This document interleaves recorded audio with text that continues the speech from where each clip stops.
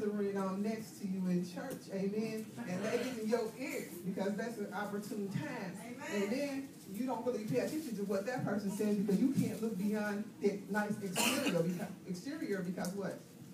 Subtle. It was subtle. When you think back on it, you think of Sunday after Sunday after Sunday, that person was in your ear, sidling up next to you, sitting next to you, just worming their way, and say use them for their purpose.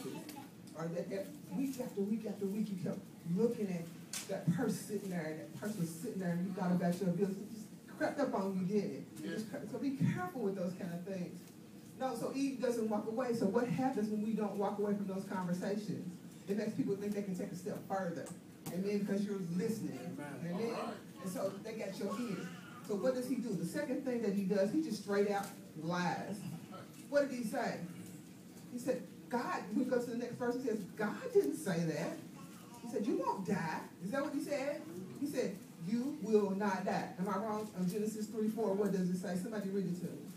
What does the serpent say? Genesis 3:4, what did he say? You will not surely die. Thank you. Thank you. But what did Eve just tell us that God did say? You shall surely die.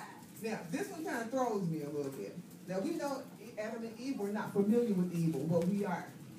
What do you do when somebody sits in your face and lies on God? Do you continue the conversation?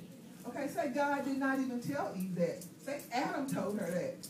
So you're saying that someone can walk up to you and call your husband or your spouse a liar and say, no.